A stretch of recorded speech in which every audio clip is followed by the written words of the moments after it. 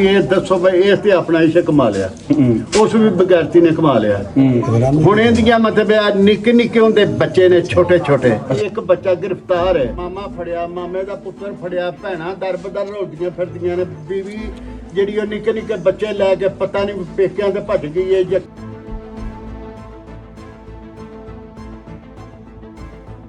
बहुत सारे पाकिस्तान के जोड़े लोग ने, पाकिस्तान च रहने वाले ने, मतलब इन्होंने नोईयत का नहीं पता। वो मैनू भी इस गल ते कमेंट करते हैं भी तुसी मतलब भी क्यों कहते जे भी इहदी डिपोर्टेशन होनी चाहिए है। इस किहड़ा हज कमाया? मैनू तो कदे चल जावे ते मैं तेनू इत्थे फड़ के मार मार के नहीं लत्तां। साडे असीं इक जथा जाने मक्के पाक, ਅਸੀਂ ਉੱਥੇ ਜਾ ਕੇ ਸਾਡੇ ਮੁਲਕ ਦੀ ਔਰਤ ਮਤਲਬ ਉੱਥੋਂ ਗਾਇਬ ਹੋ ਜਾਂਦੀ ਹੈ, ਸਾਨੂੰ ਬਦਨਾਮੀ ਨੇ।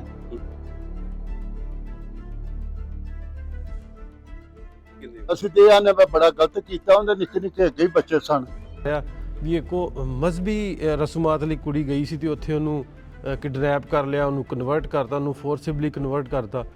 ਜਿਹੜੇ ਪਾਕਿਸਤਾਨੀ ਮੇਰੀ ਵੀਡੀਓ ਥੱਲੇ ਕਮੈਂਟ ਕਰਦੇ ਉਹ ਇਸ ਗੱਲ ਨੂੰ ਜ਼ਰੂਰ ਸੋਚਿਓ, ਇਹਨੂੰ ਜ਼ਰੂਰ ਪਰਖੋ। ਇਸ ਗੱਲ ਪਾਸਪੋਰਟ ਕਿੰਨੇ ਬਣਾਇਆ ਪਹਿਲਾਂ ਉਹਦਾ, ਫਿਰ ਉਹਨੂੰ ਕਲੀਅਰੈਂਸ ਕਿੰਨੇ ਦਿੱਤੀ ਉੱਥੇ ਜਾਣ ਦੀ, ਤਾਂ ਇਹ ਸੰਬੰਧਿਤ ਸਰਕਾਰ ਦਾ ਮਸਲਾ। ਇਹ ਸਵਾਲ ਕਿੰਨੇ ਕਰਨੇ ਆ? ਇਹ ਸਵਾਲ ਵੀ ਤੇ ਬਣਦੇ ਆ ਨਾ। ਸੁਣਿਓ, ਬਾਕੀ ਉਹ ਬੀਬੀ ਨੇ ਇੱਥੇ ਸਜ਼ਾ ਤੋਂ ਬਚਣ ਦੇ ਲਈ ਮੈਨੂੰ ਲੱਗਦਾ ਵੀ ਉੱਥੇ ਇਦਾਂ ਦਾ ਕਾਰਜ ਜਿਹੜਾ ਉਹ ਕੀਤਾ ਵਾ, ਨਹੀਂ ਕਰਨਾ ਚਾਹੀਦਾ, ਮੰਦਭਾਗਾ ਵਾ। ਬਾਕੀ ਮੇਰੀ ਉੱਥੋਂ ਦੇ ਜਿਹੜੇ ਪ੍ਰਧਾਨ ਆ ਪਾਕਿਸਤਾਨ ਸਿੱਖ ਗੁਰਦੁਆਰਾ ਪ੍ਰਬੰਧਕ ਕਮੇਟੀ ਦੇ ਸਰਦਾਰ ਮੇਰ ਸਿੰਘ ਅਰੋੜਾ, ਮੇਰੀ ਉਹਨਾਂ ਨਾਲ ਗੱਲ ਹੋਈ। ਉਹ ਕਹਿੰਦੇ ਜਿਵੇਂ ਬੀਬੀ ਮਿਲੂਗੀ ਤੇ ਅਸੀਂ ਸਰਕਾਰ ਨਾਲ ਗੱਲ ਕੀਤੀ, ਉਹਨੂੰ ਭਾਰਤ ਵਾਪਸ ਭੇਜਿਆ ਜਾਊਗਾ ਔਰ ਪਾਕਿਸਤਾਨ ਸਰਕਾਰ ਨੂੰ ਵਾਪਸ ਭੇਜਣਾ ਚਾਹੀਦਾ ਤਾਂ ਕਿ ਆਉਣ ਵਾਲੇ ਜਥਿਆਂ ਤੇ ਕੋਈ ਪ੍ਰਭਾਵ ਨਾ ਪਵੇ। ਬਾਕੀ ਜਥੇ ਦਾ ਮਾਮਲਾ ਨਹੀਂ ਆ।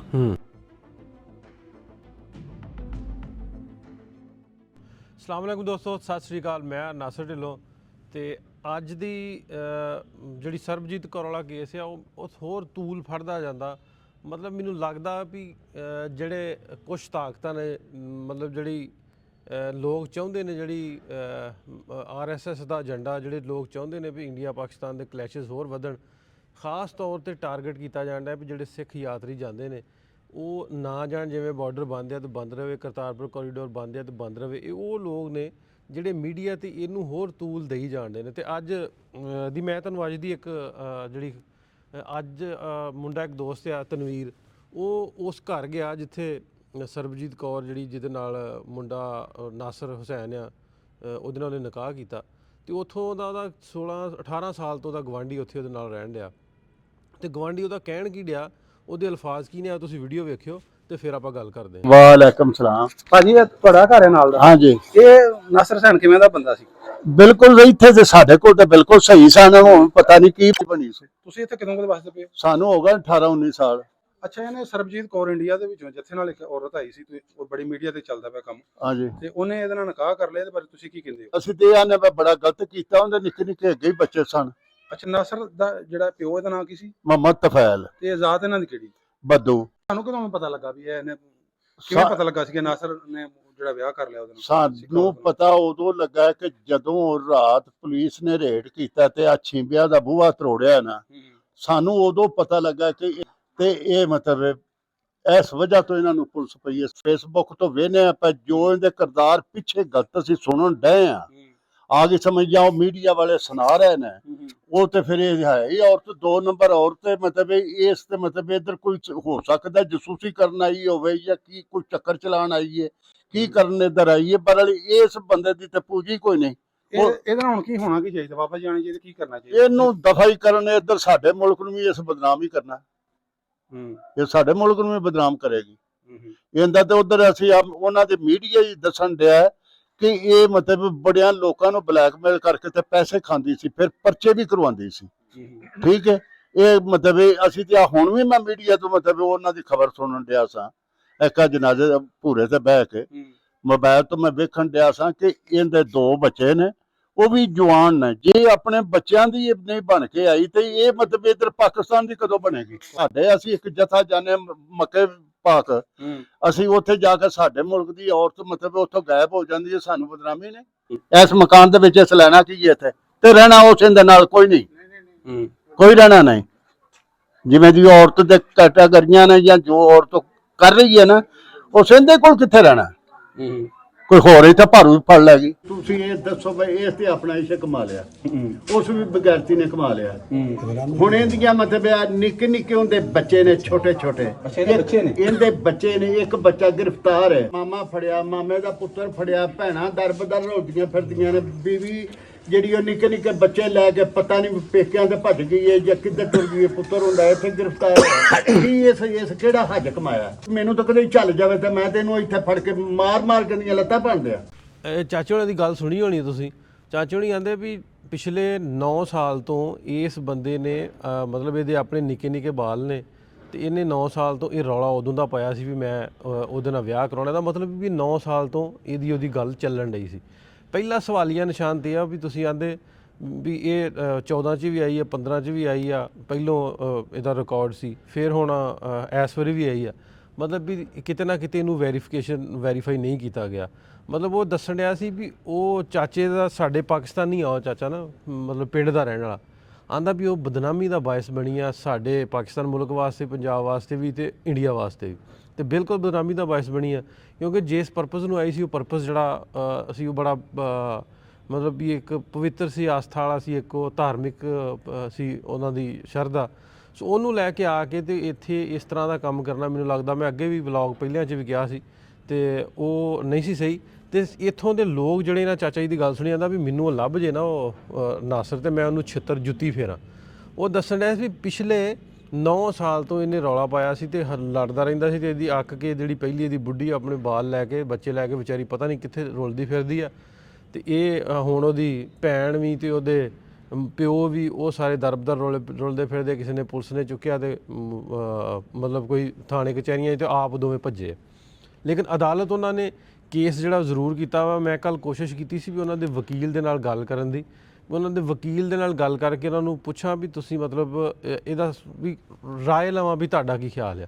ਤੇ ਉਹ ਵਕੀਲ ਸਾਹਿਬ ਨੂੰ ਜਦੋਂ ਮੈਂ ਫੋਨ ਕੀਤਾ ਸੀ, ਵਕੀਲ ਸਾਹਿਬ ਨੇ ਮੈਂ ਦੱਸਿਆ ਵੀ ਮੈਂ ਨਾਸਰ ਢਿੱਲੋਂ ਬੋਲਦਾ, ਤੇ ਉਹਨੇ ਕਿਹਾ ਵੀ ਤੁਸੀਂ ਰੌਂਗ ਨੰਬਰ ਮਿਲਾਇਆ, ਉਹਨੇ ਬੰਦ ਕਰ ਦਿੱਤਾ। ਮੈਂ ਦੁਬਾਰਾ ਕਾਲ ਕੀਤੀ, ਉਹਨੇ ਕਾਲ ਅਟੈਂਡ ਨਹੀਂ ਕੀਤੀ, ਕਿਉਂਕਿ ਉਹਨੂੰ ਆਈਡੀਆ ਹੋਣਾ ਵਾ ਜਾਂ ਉਹਨੇ ਵੀਡੀਓ ਵੇਖੀ ਵਹਿੰਦਾ ਹੋਏਗਾ, ਤੇ ਉਹਨੂੰ ਇਹ ਹੋਏਗਾ ਵੀ ਇਹ ਪੁੱਛੇਗਾ ਤਾਂ ਕੁਛ ਗੱਲ ਜਿਹੜੀ ਆ ਹੋਰ ਪਾਸੇ ਨੂੰ ਤੁਰੂਗੀ।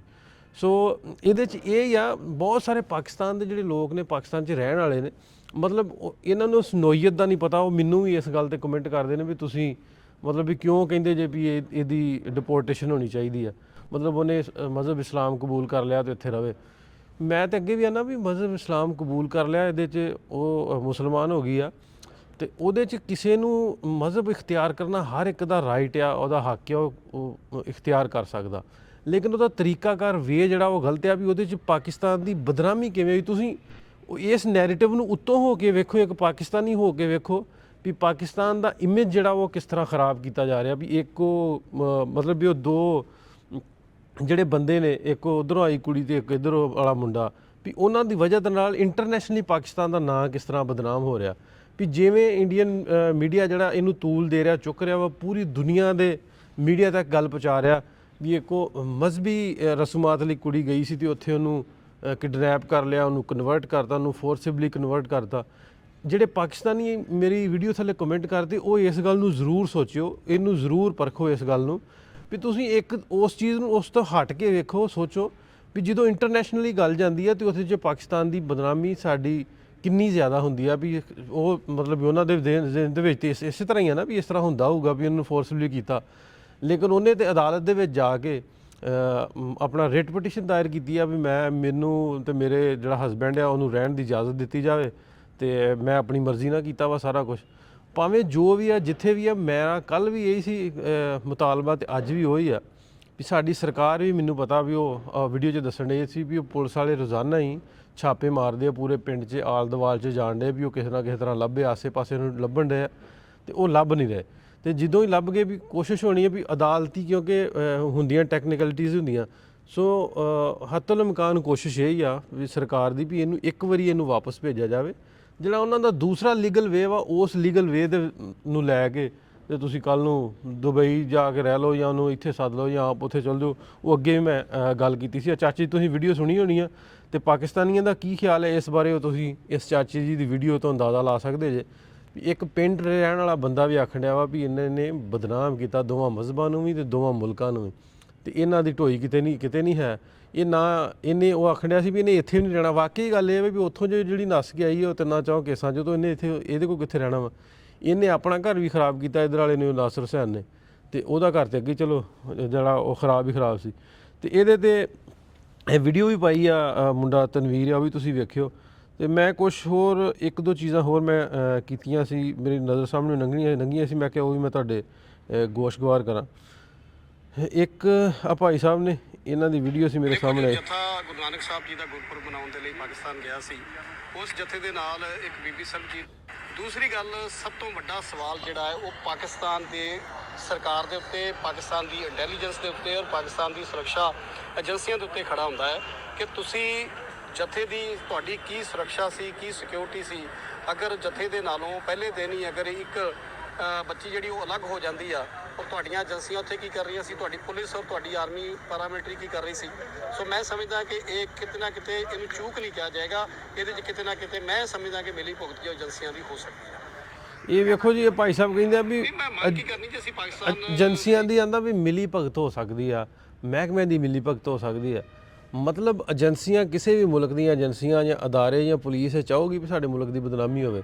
ਤੁਸੀਂ ਗੁਰਦੁਆਰਾ ਸਾਹਿਬ ਖਲੋ ਕੇ ਯਾਰ ਕਿਸ ਤਰ੍ਹਾਂ ਦੀਆਂ ਗੱਲਾਂ ਕਰਦੇ ਨੇ ਲੋਕ, ਵੀ ਤੁਸੀਂ ਮਿਲੀ ਭਗਤ ਜਿਹੜੀ ਆ ਪਾਕਿਸਤਾਨ ਦੀ ਸਰਕਾਰ, ਪਾਕਿਸਤਾਨ ਦੇ ਜਿਹੜੇ ਮਹਿਕਮੇ ਦੇ ਉਦੋਂ ਦੇ ਉਹ ਸਿਰ ਫੜ ਕੇ ਬੈਠੇ ਨੇ। ਵੀ ਇਹ ਜਿਵੇਂ ਉਹ ਹੁਣੇ ਜਥੇਦਾਰ ਸਾਹਿਬ ਦੀ ਗੱਲ ਹੋਈ ਸੀ, ਦੱਸਣ ਡੇ ਸੀ, ਮੈਂ ਤੁਹਾਨੂੰ ਵੀਡੀਓ ਵਿਖਾਉਣਾ ਵੀ ਰਮੇਸ਼ ਸਿੰਘ ਅਰੋੜਾ ਨਾਲ ਉਹਨਾਂ ਨੇ ਵੀ ਗੱਲ ਹੋਈ, ਤੇ ਸਰਕਾਰੀ ਤੌਰ ਤੇ ਵੀ ਕੋਸ਼ਿਸ਼ ਕਰਨੇ ਵੀ ਜਲਦ ਤੋਂ ਜਲਦ ਇਹਨੂੰ ਜਿਹੜਾ ਸੌਰਟ ਆਊਟ ਕੀਤਾ ਜਾਵੇ।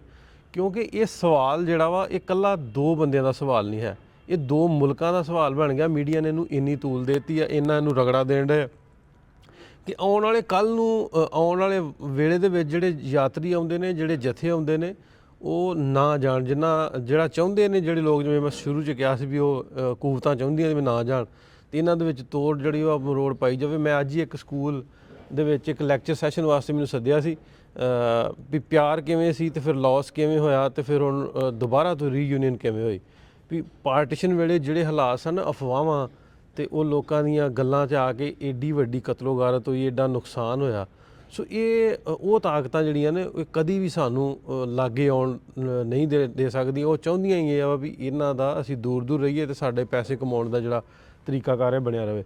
ਇੱਕ ਵੀਡੀਓ ਜਿਹੜੀ ਜਿਵੇਂ ਮੈਂ ਤੁਹਾਨੂੰ ਕਿਹਾ ਸੀ ਵੀ ਜਥੇਦਾਰ ਸਾਹਿਬ ਦੀ ਹੈ, ਅਤੇ ਉੱਥੇ ਹੀ ਉਸ ਤੋਂ ਪਹਿਲੋਂ ਮਿੰਟੂ ਗੁਰੂਸਰੀਆ ਸਾਡਾ ਵੀਰ, ਉਹਦੀ ਮੈਂ ਵੀਡੀਓ ਕੱਲ੍ਹ ਮੇਰੀ ਨਜ਼ਰੋਂ ਲੰਘੀ, ਅਤੇ ਉਹ ਉਸੇ ਗੱਲ 'ਤੇ ਜਿਹੜੀ ਮੈਂ ਕੱਲ੍ਹ ਵੀਡੀਓ ਪਾਈ ਸੀ ਵੀ ਆਂਦਾ ਵੀ ਇਨਕੁਆਇਰੀ ਨਹੀਂ ਕਰਦੇ। ਐਡਾ ਵੱਡਾ ਪੇਪਰ ਹੈ ਦੈਨਿਕ ਭਾਸਕਰ, ਜਿਵੇਂ ਮੈਂ ਕੱਲ੍ਹ ਵੀ ਗੱਲ ਕੀਤੀ ਸੀ ਵੀ ਨਾਸਰ ਨੂੰ ਪੈਸੇ ਦੇ ਆ। ਉਹਨਾਂ ਨੇ ਨਾਸਰ ਦਾ ਨਾਂ ਉਹਦੇ ਵਕੀਲ ਦੇ ਮੂੰਹੋਂ ਨਿਕਲਿਆ, ਅਤੇ ਉਹ ਨਾਸਰ ਢਿੱਲੋਂ ਆ ਗਿਆ। ਜਿਵੇਂ ਅੱਗੇ ਨਾਸਰ ਢਿੱਲੋਂ ISI ਬਣ ਗਿਆ ਸੀ, ਅਤੇ ਉਹਨਾਂ ਨੇ ਇਹਦੇ 'ਚ ਵੀ ਮੈਨੂੰ ਵੀ ਇਨਵਾਲਵ ਕਰਤਾ। ਚਲੋ ਜੀ, ਵੀ ਕਹਿਣ ਦਾ ਮਕਸਦ ਹੈ ਵੀ ਇਹ ਕੋਈ ਇਨਕੁਆਇਰੀ ਨਹੀਂ ਕਰਦੇ, ਕੋਈ ਗੱਲ ਨਹੀਂ ਕਰਦੇ, ਸਿਰਫ ਵੇਖਦੇ ਆ ਵੀ ਵਿਊਜ਼ ਵੇਖਦੇ ਆ, ਪੈਸੇ ਵੇਖਦੇ ਆ, ਨਫ਼ਰਤ ਵੇਚਦੇ ਆ, ਨਫ਼ਰਤ ਵੰਡਦੇ ਆ, ਲੋਕਾਂ ਦੇ ਵਿੱਚ ਨਫ਼ਰਤ ਭਰੀ ਜਾਵੇ। ਇਹ ਕਾਰੋਬਾਰ ਨਫ਼ਰਤ ਦਾ ਕਾਰੋਬਾਰ ਕਰਦੇ ਆ। ਸੋ ਮੈਂ ਇਹਨਾਂ ਨੂੰ ਵਿਊਜ਼ ਲੈਣਾ ਨਹੀਂ, ਇਹਨਾਂ ਨੂੰ ਨਫ਼ਰਤ ਦਾ ਕਾਰੋਬਾਰ ਕਹਿਣਾ ਜਿਹੜਾ ਨਾ ਮੈਂ ਬਿਹਤਰ ਸਮਝਦਾ ਵੀ ਨਫ਼ਰਤ ਦਾ ਕਾਰੋਬਾਰ ਕਰਦੇ ਆ, ਜਿਹੜਾ ਹਰਾਮ ਕਾਰੋਬਾਰ ਕਰਦੇ ਆ। ਇਹ ਗਿਆਨੀ ਸਾਹਿਬ ਦੀ ਵੀਡੀਓ ਮੈਂ ਤੁਹਾਨੂੰ ਵਿਖਾਉਂਦਾ ਜੀ। 50 ਦੇ ਕਰੀਬ ਉੱਥੋਂ ਉਦਨ ਬਾਰਡਰ ਤੋਂ ਮੋੜ ਦਿੱਤੇ ਗਏ, ਉਹ ਬੀਬੀ ਭਰ ਚਲ ਗਈ। ਹੁਣ ਪਾਸਪੋਰਟ ਕਿੰਨੇ ਬਣਾਇਆ ਪਹਿਲਾਂ ਉਹਦਾ, ਫਿਰ ਉਹਨੂੰ ਕਲੀਅਰੈਂਸ ਕਿੰਨੇ ਦਿੱਤੀ ਉੱਥੇ ਜਾਣ ਦੀ।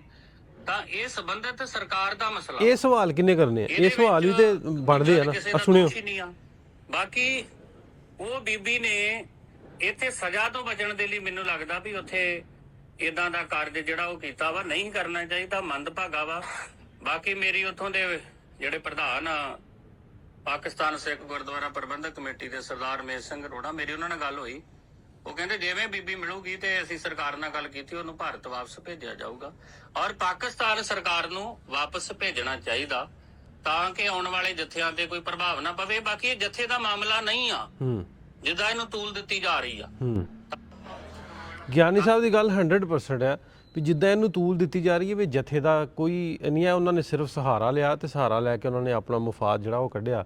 ਬਾਕੀ ਗੱਲ ਇਹ ਹੈ ਵੀ ਜਿਵੇਂ ਇਹਨਾਂ ਰਮੇਸ਼ ਸਿੰਘ ਅਰੋੜਾ ਉਤਲੀ ਸਤ੍ਹਾ ਤੱਕ, ਸਾਡੇ CM ਤੱਕ ਜਿਹੜੀ ਇਹ ਗੱਲ ਪਹੁੰਚੀ ਆ, ਅਤੇ ਉਹ ਉਹਨਾਂ ਨੂੰ ਬੜੀ ਬਰੀਕ ਬੀਨੀ ਨਾਲ ਵੇਖ ਰਹੇ ਆ, ਅਤੇ ਇਹਨੂੰ ਕਿਸ ਤਰ੍ਹਾਂ ਨਿਪਟਾਇਆ ਜਾਵੇ ਤਾਂ ਕਿ ਆਉਣ ਵਾਲੇ ਟਾਈਮ ਦੇ ਵਿੱਚ ਇਸ ਤਰ੍ਹਾਂ ਦੀ ਨਫ਼ਰਤੀ ਲੋਕ ਜਿਹੜੇ ਨਫ਼ਰਤੀ ਪ੍ਰਚਾਰ ਕਰਦੇ ਨੇ ਉਹਨਾਂ ਦੇ ਮੂੰਹ ਬੰਦ ਹੋ ਸਕਣ।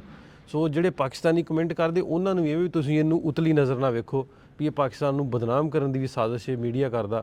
ਸੋ ਅਸੀਂ ਜੇ ਇਹ ਐਕਟ ਕਰਾਂਗੇ, ਇਹ ਡਿਮਾਂਡ ਕਰਾਂਗੇ ਵੀ ਇਹਨੂੰ ਅਰੈਸਟ ਕਰਕੇ ਤੇ ਇਹਨੂੰ ਵਾਪਸ ਡਿਪੋਰਟ ਕੀਤਾ ਜਾਵੇ।